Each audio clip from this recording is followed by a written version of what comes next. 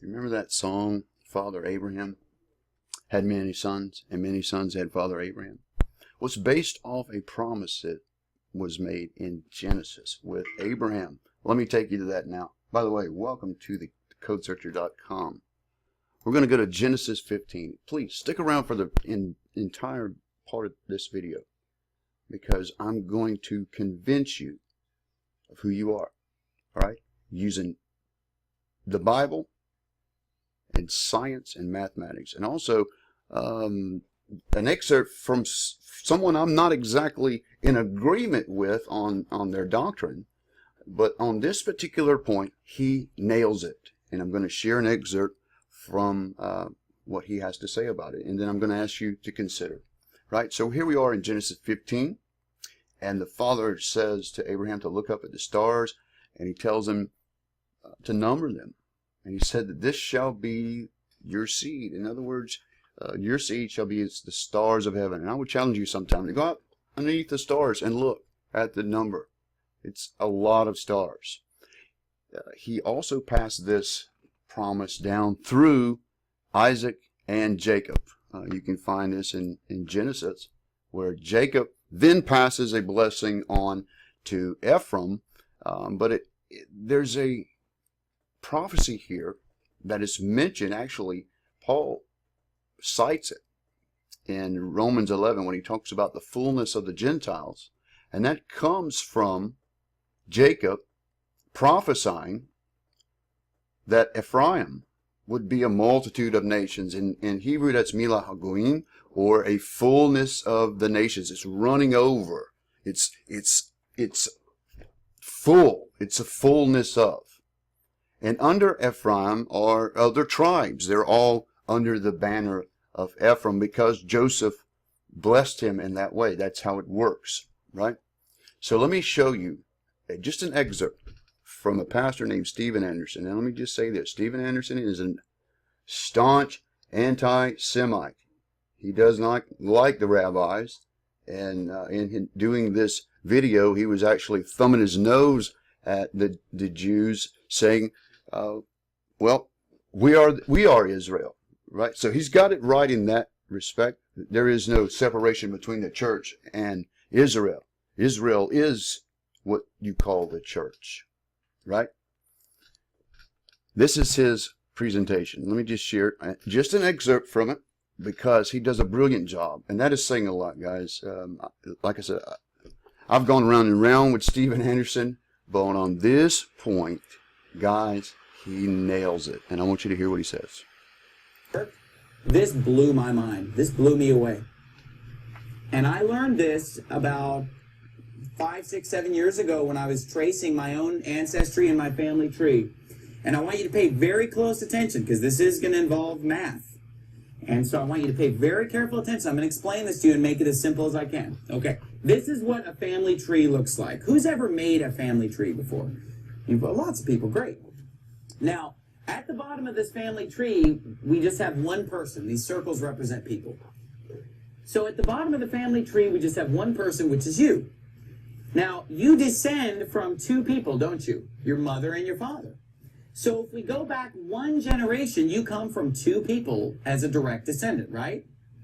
But if we go back another generation, you don't just have two grandparents, you have 4 grandparents.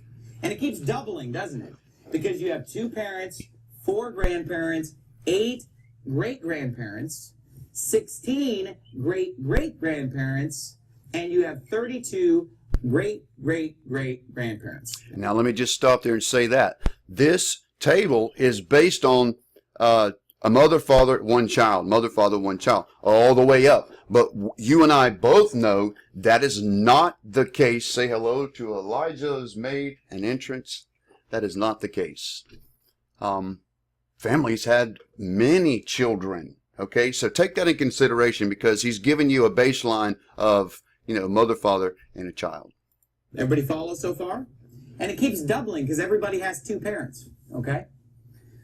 So, we're going to use exponents tonight. Okay? Exponents will help us understand this, because we started with one person, right? That's 2 to the 0th power equals 1. All right? Then, in the in the first generation, we go back. We're going back one generation, going back to mom and dad. We have 2 parents, which is 2 to the first power. When we go back 2 generations to our grandparents, we have 2 squared, or 2 to the second power, which is 4 grandparents, right? If we go back 3 generations, we have 8 great-grandparents. That's 2 to the third power. 4 generations, it's going to be 2 to the fourth power, 16. 2 to the fifth power, 32. 2 to the sixth power, 64. So the number keeps doubling, doesn't it?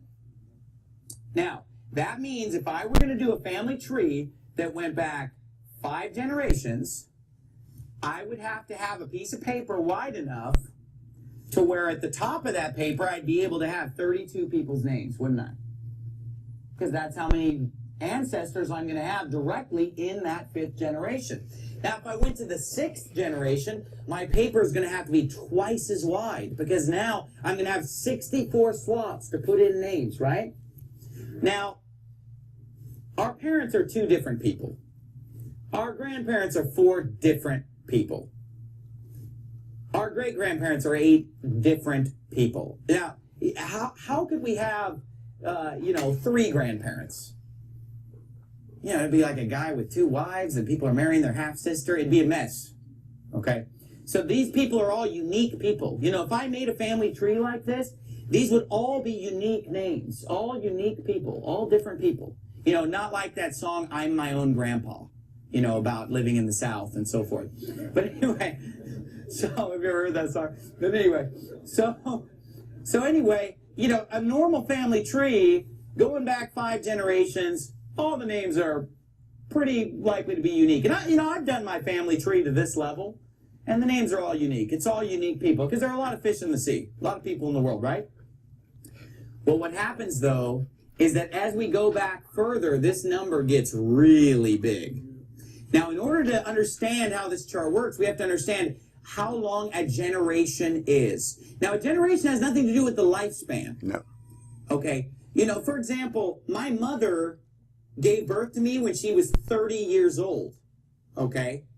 Most women give birth to children around that age. You know, the childbearing time would be pretty much between 20 and 40 these days. So it would be the primary time that women are giving birth. So let's just take 30. But in ancient times, guys, childbearing women were, you know, from 12, 14, right, on up. And they had many children. So keep that in mind. As an average. My mom was 30 when she had me. If you go online and type in how long is a generation, the number that keeps coming up over and over again is 25, 25, 25. You know, sometimes you'll see 30, sometimes you'll see 20, 20 something. But let's just, 30 is a nice round number, and 30 is a very conservative number for this calculation, okay? So a generation is 30 years, meaning, you know, somebody has a child when they're 30, and then they have a child when they're 30, they have a child when they're 30. Nothing to do with lifespan. Okay. So that means that if we go back 10 generations, and a generation is 30 years, then that's 300 years, right? So let's just round off and say that if we went back in our family tree about 10 generations, we're going to be about the year 1700. Does that make sense, everybody? About 300 years ago. Now, because our family tree is getting wider, if we wanted to do a complete family tree showing all of our ancestors back to the 10th generation, we would have to have a piece of paper that was wide enough to have 1,024 slots. Because 10 generations ago, there would be 1,024 people that we would directly descend from, right? Because it goes. And that's with one mother, one father, one child.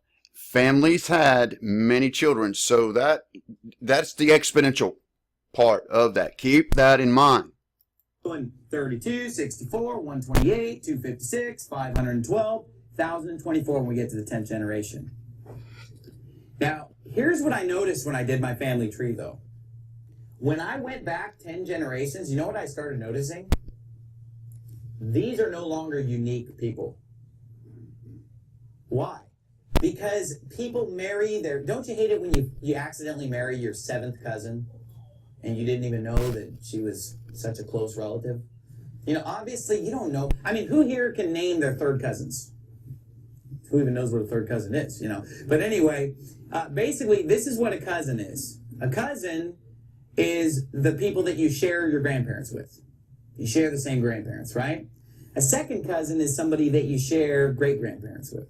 Okay, so for example, the children of cousins are second cousins. The children of second cousins are third cousins. The children of third cousins are fourth cousins. Okay, you don't have to understand all that. But what I want you to understand is that by the time I got to the 10th generation here, these 1,024 people were not all unique because there had been some intermarriage in that 300 years that had unknowingly taken place. Let's go back 20 generations. So now we're back around the year 1400. Well, if I wanted to have a complete family tree, I would have to have a piece of paper that could fit 1,048,576 names. And that is one child, one mother, one father.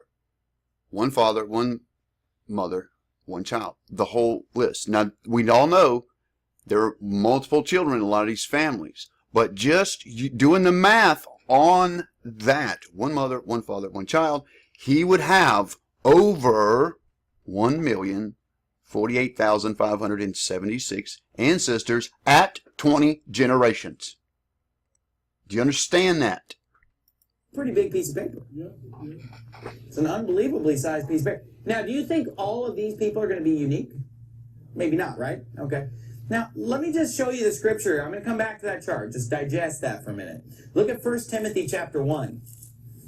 In 1 Timothy chapter 1, it says in verse 4, neither give heed to fables and endless genealogies. I want you to keep that phrase in your mind. This is why genealogies, they're endless. Which minister questions exponentially rather than godly edifying, which is in faith, so do. Now in Titus, he just said avoid genealogies. But here he says to avoid endless genealogies. Now I'm going to show you why genealogies are endless. They truly are endless.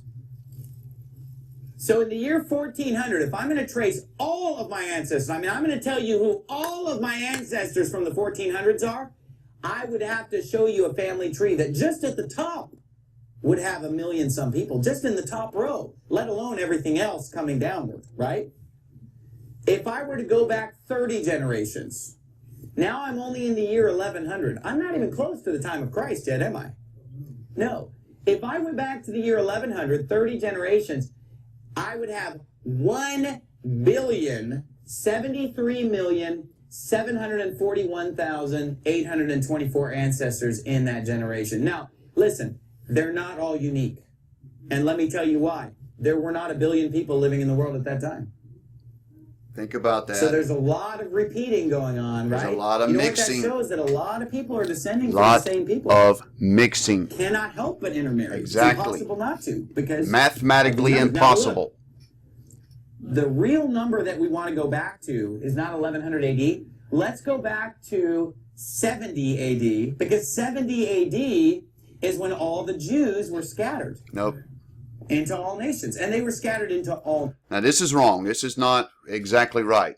The Jews had already been in exile. And Israel was scattered in 322 BC. They had already been scattered in diaspora for several hundred years.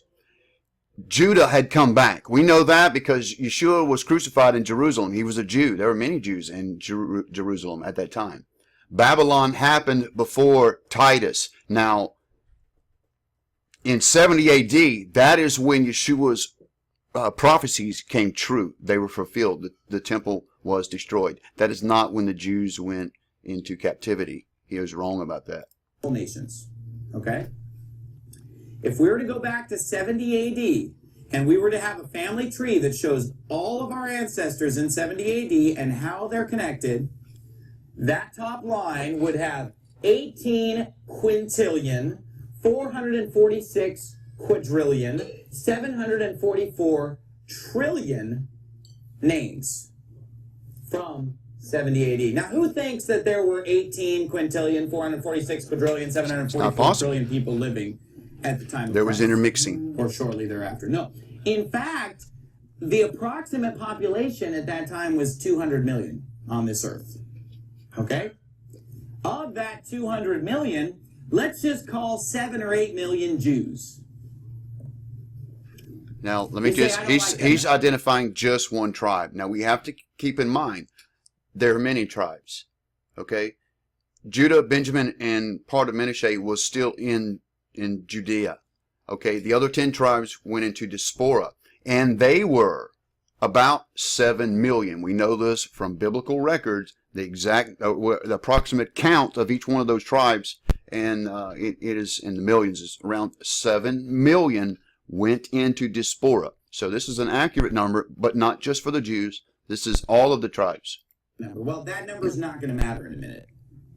Okay, so let's just call it 8 million. Okay, so if there are 200 million people on the earth at the time of the temple being destroyed, in 70 AD there are 200 million people on the earth, and about 7 or 8 million of them are Jews. That means if I have an ancestor from that era, there's a 1 in 27 chance that they were of Israel. That's not even counting all the mixing that could have taken place up to that point. But let's just use this number. Let's just say 1 in 27 people living at that time are descendants of Israel.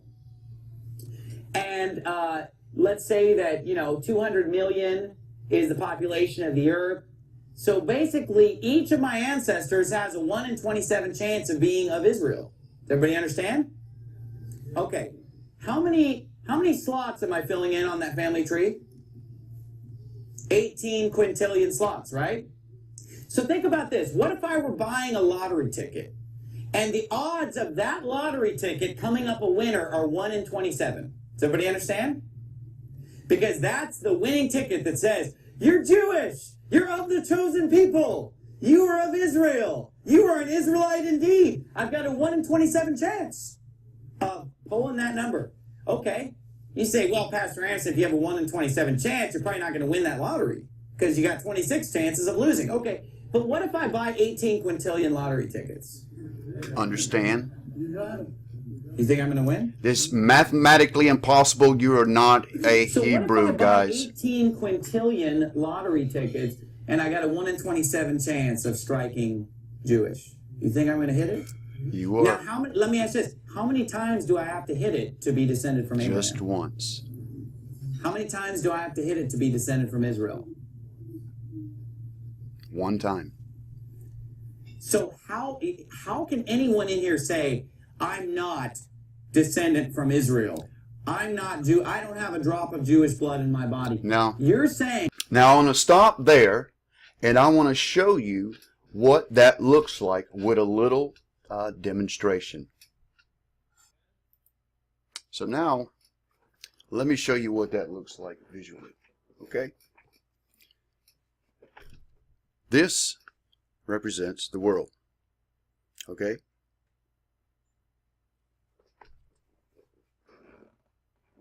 Water, in both forms, both in liquid and in frozen, represents the world. So, let me pour this in there.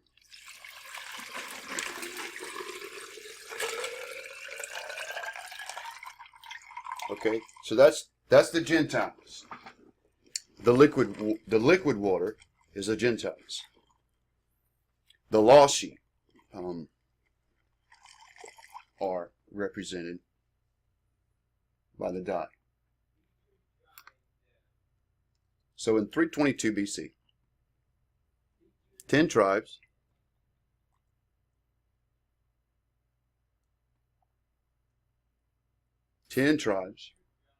were scattered into the world.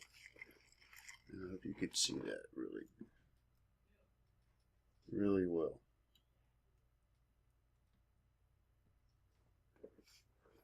Ten tribes scattered to the world. And the stirring represents 2,700 and roughly 40 years since that time. This is what happens. Now in the world, for the most part, everything is circumvented, right? But you still have those in the world that do not accept the color. The ice doesn't accept the color. What happens is the melting represents the die-off of those clans and those peoples, and just as simply absorbing into the rest. That is the best way I can put it for you folks. That it is impossible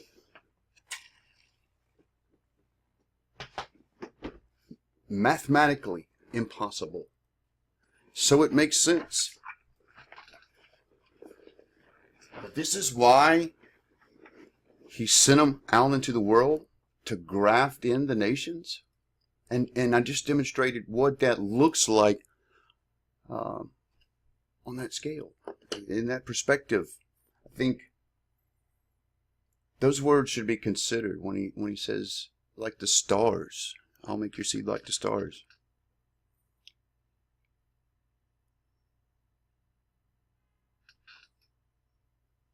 It's the word. Now it makes sense what the fullness of the Gentiles is. So, you're always waiting for that time. You talk about the dispensation of the church. There's no such thing. In the last days, he said, I will gather you from all nations. Who's he talking to? He's talking to Israel. It doesn't say church there, guys. I'm telling you the truth. You are Israel, and he's coming to gather you. Please consider. That's in a nutshell. That is the presentation. There's no way around it. We are all Israel. That is how the scriptures make sense to us now. Inserting another 13th tribe, the church, just doesn't fit. There are no types and shadows for it. Shalom. Be blessed in Yeshua.